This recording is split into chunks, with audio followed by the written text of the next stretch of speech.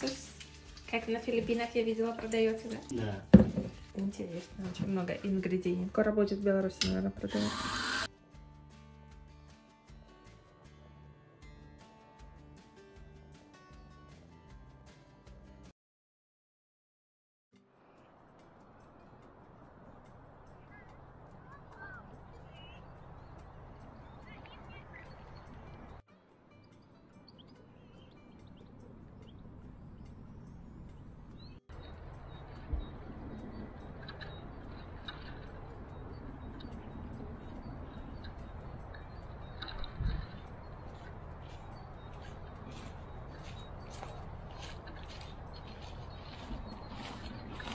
Ngayon sobrang init ngayon ang panahon dito ngayon sa Minsk. Shout out pala kay Ramsky from Iligan City. Nakapunta kami dyan ni Mrs.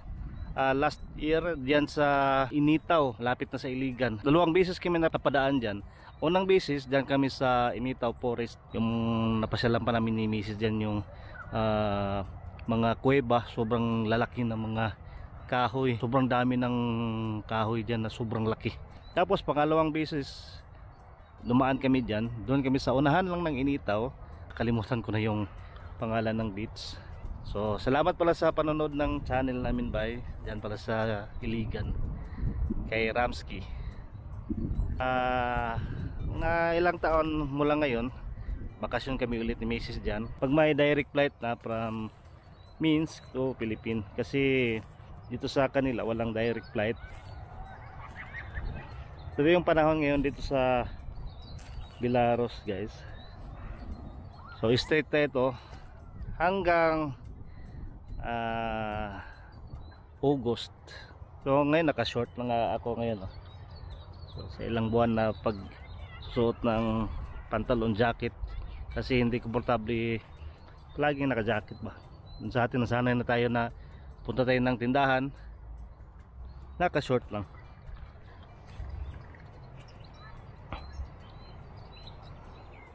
Trabaho naman namin, susulitin namin yung remaining na mga araw. Siguro mga 10 days na lang yung remaining namin. Tapos tempo din na maganda yung panahon dito sa Belarus, kaya masarap magpapa-araw, sikat ng araw. Kakapon naman doon kami ni Mrs. doon sa nag-barbecue kami for the first time sa after 1 year siguro. After 1 year nakapag-barbecue din kami ng kaunti, kasi sa bahay iba din yung lasa sa oven at saka sa uling. Sarap talaga sa uling pag yung lasa niya, ibang lasa. Sobrang ganda ng panahon ngayon. Yung mga huni-huni ng mga ibon, yun yung maririnig mo dito sa park, malayo sa National Highway, pero rinig na rinig, kaunti lang. Pero okay, at least dito maganda din, dito makapapahinga ka.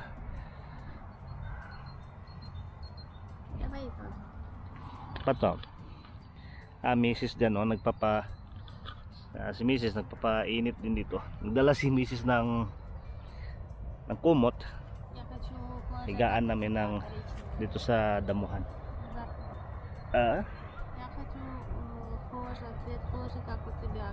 Kosha?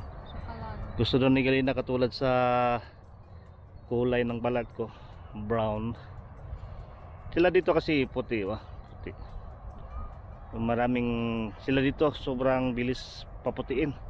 Magpapainit ng siguro 1 buwan, itim, tapos ilang araw lang balik puti na tayo.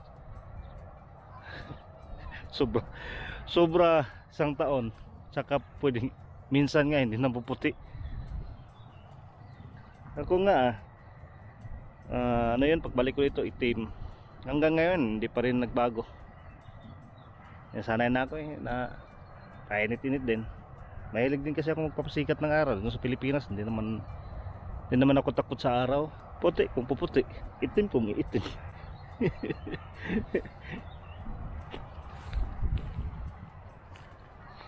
Ito yung mga tanim nila, guys. So, ano yung mga klase mga kahoy yung tanim nila, ha?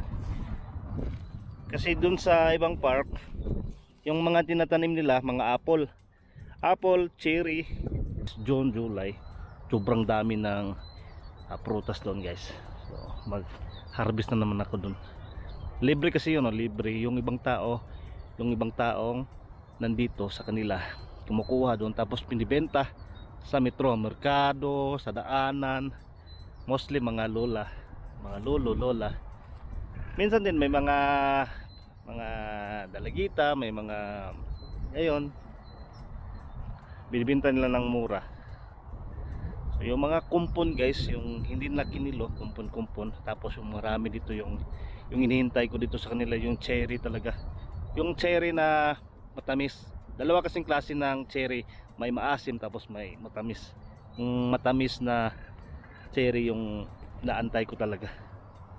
Season niya is this July, June, July, ganyan.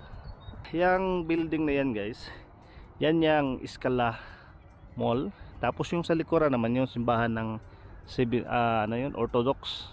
Then yung sa likuran naman yan, dyan kami nag-barbecue ni Mrs. kahapon. So kasi doon pagdating ng buwan ng June, July, doon hindi masisila sikatan ng araw kasi sobrang dami ng kahoy na nakapalibot doon. So pag dadami na yung dahon, matakpan na yung araw. So sobrang lamig doon na area na yon pag summer. So ngayon pala guys, yung temperature yun dito sa Villaros is 30. So parang Pinas lang din, pero iba din dito kasi yung hangin nila may kasamang lamig. Parang hindi pa ako nakapunta ng Baguio, pero mga ganyan. So 30 siya pero malamig. Ito yung pinakainit na araw ngayong buwan na ito ng April. So next week tataas pa yung temperature sa kanila.